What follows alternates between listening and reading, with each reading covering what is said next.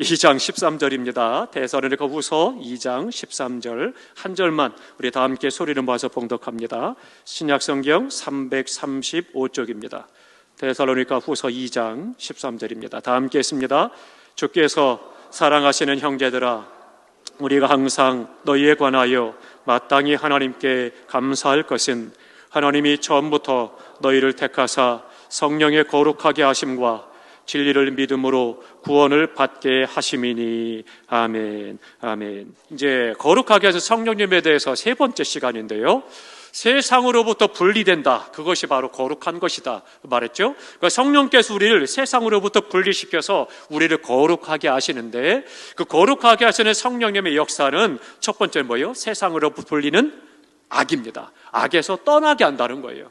그래서 이전 같으면 그냥 악과 함께 즐기고 죄 지는 것을 좋아하고 뭐 죄인지 아닌지 관심도 없고 상관도 없고 그냥 나만 좋으면 됐는데, 그게 아니라 어느 순간부터인가 죄가 싫어지는 거예요.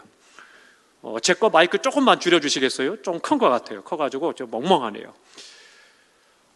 그러니까 악에서부터 떠나게 만들어서 나로 하여금 거룩한 삶을 살게 하니까 내 안에서 나도 모르게 죄가 싫어지고 미워지고 죄를 멀리하게 되고, 그거 내 안에서 스스로가 그건 안 돼 라고 거절을 하게 되고, 또 그 하나님 앞에 거룩함으로 서게 되는 삶의 모습을 보게 된다라고 하는 거죠.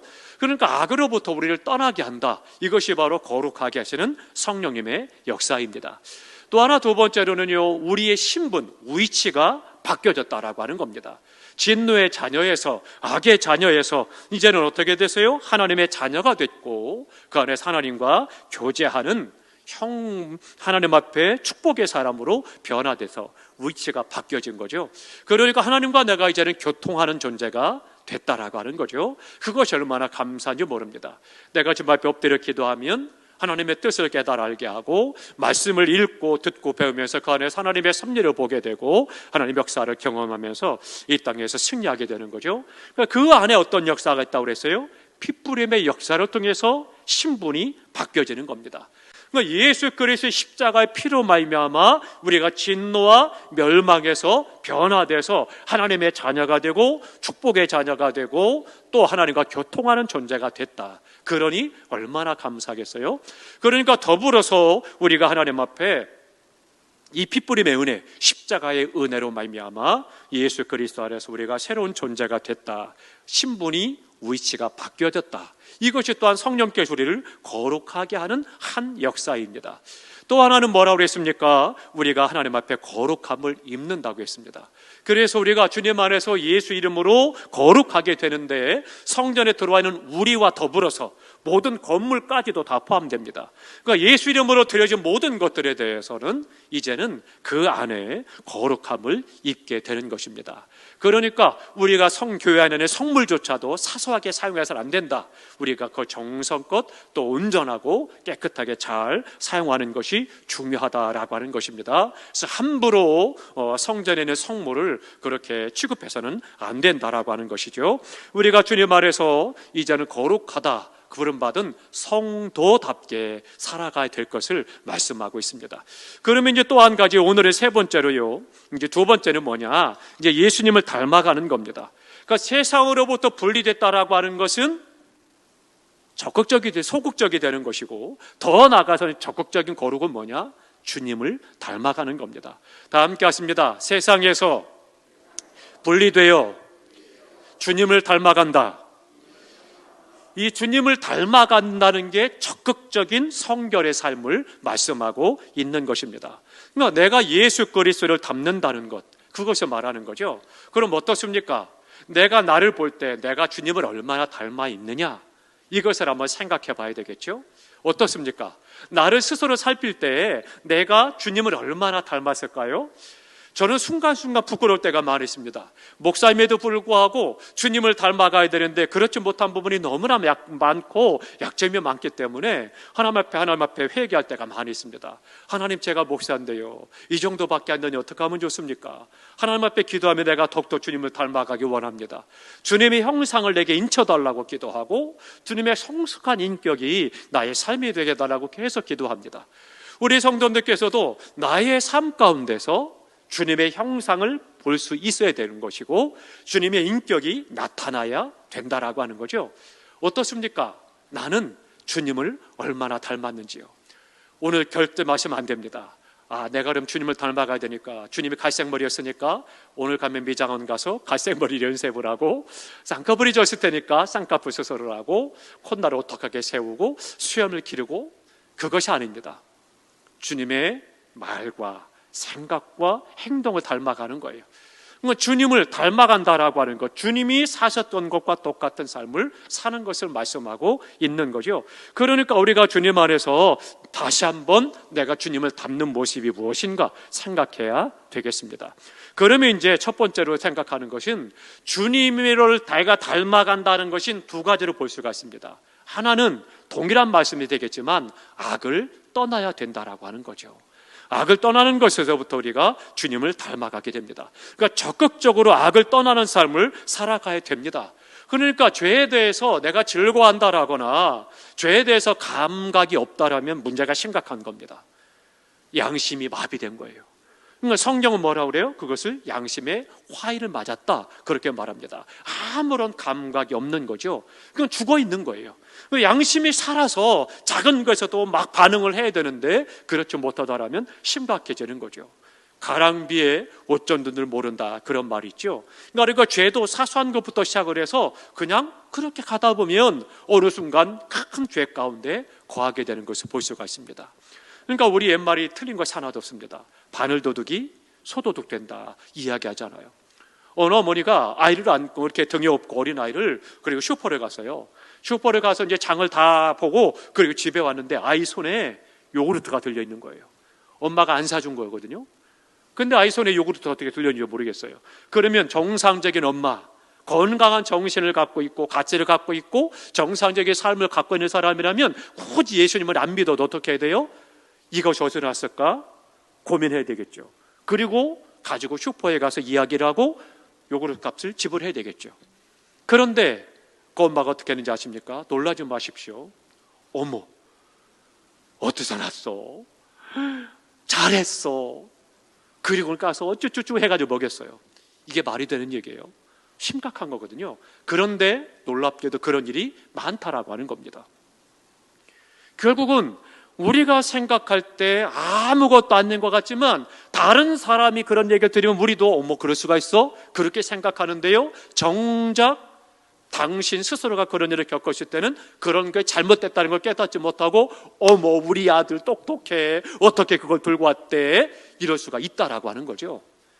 객관화한다는 건 쉬운 게 아닙니다. 굉장히 어려운 거예요. 내 삶으로 사라지지 않으면 그게 안 되는 거거든요. 그러니까 우리가 평소에 내가 어떤 말을 하고 어떤 생각을 하고 어떤 행동을 하느냐라고 하는 것, 주님을 닮아간다라고 하는 것이 굉장히 중요한 거예요. 계속 그런 훈련을, 신앙 훈련을 해야 되는 거죠. 그러니까 악을 떠난다라고 하는 것, 그게 쉬운 게 아니더라고 하는 거죠. 우리가 어떤 일을 해요. 그러다가 옆에 사람이 나는 의식하지 못하는데 어느 순간 그것에 대해서 정확하게 지적하면 뭐라고 그래요? 미안하다. 그러면 끝나는데 뭐라고 그래요? 변명을 하죠. 변명을 하다 보니까 또 다른 잘못을 범하게 되고 그러다 보면 나중에는 수습을 못하게 되는 거예요. 제가 한번 말씀드렸잖아요. 부끄러운 고백을 했잖아요. 인도네시아 선교를 갔다가 식당에 갔는데 젓가락이 너무 좋은 거예요. 그래가지고 우리 팀들이 들어가는데 그 상에 다 우리 방구니까 우리가 다 우리만 사용하는 거죠. 근데 젓가락을 제가 갖고 갔어요. 너무 좋다. 집에 갖고 왔거든요. 자랑을 했습니다. 우리 따님이 그러더라고요. 도둑질했네? 몰랐습니다. 도둑질인지. 심각하게 생각을 안 한 거예요. 그런데 그 말을 들었는데 한 대 망치를 쾅 치는 것 같았습니다. 충격을 받았어요. 맞아. 이거 도둑질인데? 생각 없이, 의식 없이 좋네? 뭐 그거 별거 아니니까. 또 우리 팀끼리만 있는 식사장소니까. 그래서 그 다음에 가서 그 값을 지불했어요. 우리가 하나님 앞에 이 거룩함에 있다라고 하는 것, 대단한 어떤 큰 것만을 말해서 하는 것이 아닙니다. 내 삶의 사소한 것에서부터 말하는 것, 손길 하나부터 시작을 해서 거룩하고 성결함으로 악을 떠나는 것부터 시작이 된다는 거죠. 너무나도 중요한 부분입니다. 함께 찾아보겠습니다. 고린도후서입니다. 고린도후서 7장입니다. 고린도후서 7장 1절입니다.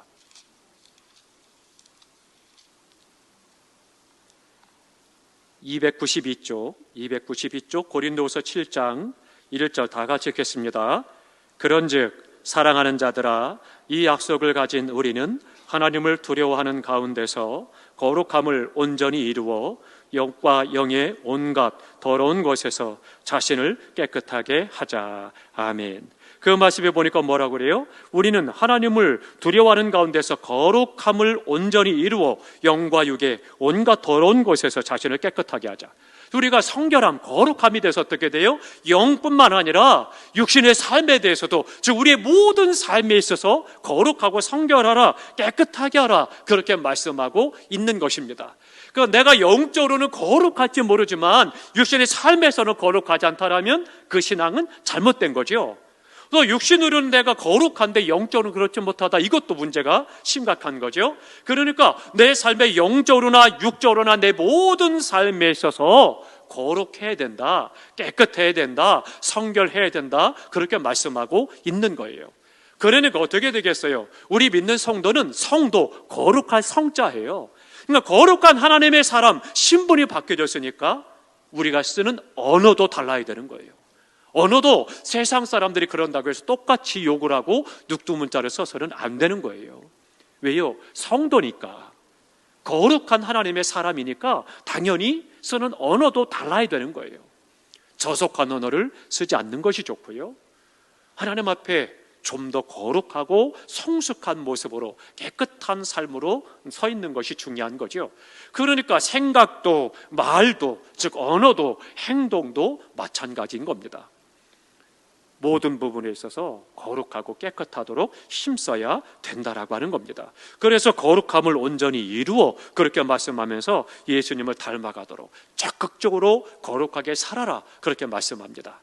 그러니까 우리가 운전할 때도 어떻게 되겠어요? 이 거룩함도 그렇고요, 죄도 마찬가지고 습관입니다. 그게 참 무서운 거예요. 도둑질 하는데요, 습관 없이 도둑질하는 사람 없습니다. 물론 어쩔 수 없는 상황이 돼서, 그래서는 목구멍이 포도청이라고 도둑질 할 수는 있어요. 그런데 습관적으로 도둑질하는 사람들, 그게 뭐가 돼요? 도벽이 되는 거예요. 그래서 자기도 몰라요. 자기도 몰라서 그냥 집어오는 거예요. 그게 심각한 거거든요. 그러니까 우리가 다시 한번 하나님 앞에 섰을 때 거룩함을 이루어 온전하게 노력을 해야 된다는 거죠. 내가 거룩한 성도야, 하나님의 사람이니까 그렇게 살아야 된다라고 하는 그 부분에 대해서 힘써야 된다라고 하는 거죠. 영적인 부분과 더불어서 육적인 삶의 모든 부분들이 함께 온갖 더러운 곳에서 깨끗하라, 그렇게 말씀하고 있습니다. 어떻습니까? 나는 그 안에서 거룩하고 깨끗합니까? 운전하시다 보면 때로 화가 많이 나죠. 갑자기 확 껴들으면 얼마나 놀래요. 놀라면 어때요? 나도 모르게 그 사람 평소의 언어가 나오는 거예요. 이런 시빌라이제이션. 그러면 이제 심각해지는 거예요. 그게 아니고, 아이쿠 주여 감사합니다, 사고 나지 않게 했으니 감사합니다. 그리고 속으로 저 사람 뭐야, 그러면서도 마음이 진정되면 바쁜 일이 있었나 보지, 급한 일이 있었나 보지, 그런 부분이 되는 거예요. 그러면서 우리가 하나님 앞에 거룩한 모습으로 그것도 서 있는 거예요. 너무나도 중요합니다. 대단한 어떤 것들을 이루는 그런 것이 아니라 내 삶 속에서 마음에서부터 생각과 언어와 행동이 다 거기에 포함이 되어져 있다라고 하는 거죠. 그러므로 우리 모두가 하나님 앞에 내 삶의 모든 부분이 깨끗할 수 있기를 주님의 이름으로 축복합니다. 또 한 군데 찾아봅니다. 히브리서입니다. 12장으로 갑니다. 히브리서 12장 14절부터 17절까지인데요. 시간이 없으니까 14절만 함께 나누도록 하겠습니다. 14절 다 함께 읽습니다. 모든 사람과 더불어 화평함과 거룩함을 따르라. 이것이 없이는 아무도 주를 보지 못하리라. 아멘. 거기 보니까 그렇게 말씀을 합니다. 악을 떠난 사람이 모든 사람과 더불어 화평함을, 거룩함에 따르라. 이것이 없이는 아무도 주를 보지 못하리라. 우리가 주님 앞에 어떻게 서 있느냐가 참 중요하죠. 주님을 보길 원하면서도 내 삶이 거룩하지 않다라면 절대 주님을 만날 수가 없는 것입니다. 악을 떠나야, 죄를 멀리해야 내가 주님을 볼 수가 있는 거죠. 악을 떠나는 거룩함이 우리의 삶 속에서 어떻게 나타나느냐? 중요한 게 있습니다. 우린 흔히 신앙사람의 하나님과의 관계만 생각하는데요, 그렇지 않습니다. 그거는 반쪽입니다. 사람과의 관계도 중요한 신앙의 삶입니다. 그러니까 거룩함에 대해서 이야기하는데 우리가 영적으로나 육적으로나 내 모든 삶에 있어서 깨끗하라 말씀을 하는데, 그러면서 뭐라고 말씀하느냐? 12장 14절에 말씀하기를 다 함께 하십니다. 모든 사람과 더불어, 다시 합니다. 모든 사람과 더불어. 이게 중요한 거예요. 근데 우리가 신앙에 있어서 신앙이 성숙하지 못하고 성장하지 못하고 우리 10년, 20년 밑에도 변화되지 않는 게 뭐 때문이냐? 이것 때문인 거예요. 다른 사람과 더불어서 함께 평화하고 함께 그 안에서 거룩해야 되는데, 그렇지 않고 내가 영적으로 하나님 앞에 거룩한 것 같은데 다른 사람의 관계가 그것이 거룩하지 않다 보니까 서로에게 시험이 되는 거예요. 서로에게 상처가 되고 서로가 아픔이 되고 저 사람 왜 저래라고 되는 거거든요. 이게 중요한 거예요.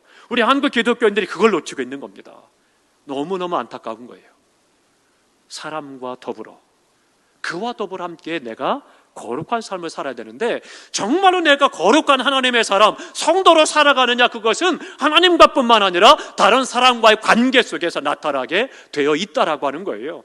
그러니까 그 사람이 다른 사람과의 관계 속에서 어떻게 신앙생활하느냐? 그것을 보면 그 사람이 거룩한지 아닌지를 알 수가 있어요. 너무나도 중요한 겁니다. 그런데 안타깝게도 우리 한국 기독교인들이 그걸 몰라요. 불행한 일입니다. 한번 생각해 보셔야 돼요. 우리 교회 안에서도 내가 다른 성도와의 관계 속에서 얼마나 거룩한 삶을 살아가느냐 생각하셔야 돼요. 다른 사람과의 관계가 불편하지 않고 충분히 이해할 수가 있고 사랑할 수가 있고 품어주고 덮어줄 수 있고 이해해줄 수 있고 용납할 수 있다면 그 사람은 얼마든지 거룩한 삶을 살아가는 거예요. 때로는 내 마음에 안 들어도, 때로는 속이 상하고 아파도, 또 괴롭고 잘 안 맞아도, 천성적으로 성격적으로 안 맞아도 그래도 이해하려고 하고 품어주려고 하고 함께 하려고 하는, 그럴 때까지 자라가야 되는 거예요. 무조건 싫고 주는 것 없이 밉고 함께하고 싶지 않고 부담스럽고 그래서 안 하고 그래서 함께하지 않고 거룩하지 않은 겁니다. 성결하지 않은 거예요. 깨끗하지 않은 겁니다. 이미 내가 다 벽을 쳐놓고 그리고 나는 거룩한 것처럼, 내가 하나님과는 그 부분이 거룩할지 모르지만 사람과의 관계에서 그렇지 않다라면 온전한 거룩이 아니다라고 하는 거죠. 사랑하는 성도 여러분, 오늘 나는 어떻습니까? 과연 나는 하나님 앞에 그런 성결한 삶을 살아가고 있습니까? 깨끗하십니까? 사람과의 관계가 하나님께서는 굉장히 중요하게 여기신다라고 하는 거죠. 사람과의 관계에서 거룩함이 바로 예수 그리스도를 닮는 것입니다. 주님은 어떠셨어요? 세상살에 모두가 다 죄인이라고 손가락질하고 가늠하다 현장에 붙잡힌 여인이 돌을 들어 치려고 할 때 죄 없는 사람이 쳐라. 그리고는 그 여인에게 뭐라고 그래요? 다시는 죄짓지 말아라. 그 여인은 놓아주잖아요. 그러나 어때요? 죄인에 대해서는 분명하게 그것을 깨닫게 하고 그리고 용서하고 그리고 용납하고 품고 안고 기회를 주잖아요. 오늘 우리의 삶도 마찬가지입니다. 하나님과의 관계 속에서 뿐만 아니라 사람과의 관계에서 악을 떠나는 삶을 살아가는 것, 이것이 또한 거룩한 삶입니다. 그러니까 우리 교회 성도들만큼이라도 이 온전한 거룩한 삶을 살기를 축복합니다. 정말로 하나님의 말씀하신 그대로 살아야 되는 거예요. 우리가 다른 사람에 대해서 판단할 수 있습니다. 그러나 정죄해서는 안 되는 거예요. 그러나 우리가 그 약점에 대해서 들춰내고 정죄하는 것이 아니라, 비난하고 얕보는 것이 아니라, 무시하고 심여기는 것이 아니라 그를 긍휼히 여기고 그의 필요를 채워주고 돕고 세워나가고 하는 것이 중요한 거죠. 거룩하다, 깨끗하다, 뭐예요? 성결하다, 악을 떠나는 겁니다. 하나님과의 관계 속에서 뿐만 아니라 사람과의 관계 속에서 함께 이루어져야 되는 것입니다. 우린 때때로 어떻게 돼요? 조심하셔야 됩니다. 뭘 조심해야 되느냐? 내가 이렇게 사니까 너도 그렇게 살아야 돼. 이거 문제입니다. 그러다 보니까 자기 의가 살아서 다른 사람에 대해서 자꾸 비판하는 거예요. 다른 사람을 자꾸 정죄하는 거예요. 나는 바리새인과 같은 거죠. 나는 다른 사람 안 하는 이것도 하고요, 저것도 하고요, 이래서 이렇고 저렇고요. 그래서 사람들 앞에 소리내서 자꾸 그걸 주장합니다. 다른 사람 못하는 것에 대해 자꾸 책망을 합니다. 아닙니다. 나가 할 수 있는데 그 사람이 못하면 그를 위해서 기도하셔야 돼요. 그리고 그도 그렇게 살아갈 수 있도록 도와야 되는 거예요. 비난하고 정죄하고 무시하고 업신여기라는 것이 아닙니다. 그것이 아니라 다른 거예요. 그러니까 내가 잘하는데 상대방이 다른 사람이 못한다 할지라도 또 그 사람이 잘하는 거 내가 못하는 것도 있거든요. 그렇다면 우리가 서로가 서로를 향해서 어떻게 해야 돼요? 인정을 하고 그리고 연약한 부분을 채워주도록 하고 돕는 것들이 중요하다. 그것을 말씀하고 있는 것이죠. 이것 또한 거룩한 하나님의 사람의 삶의 모습입니다.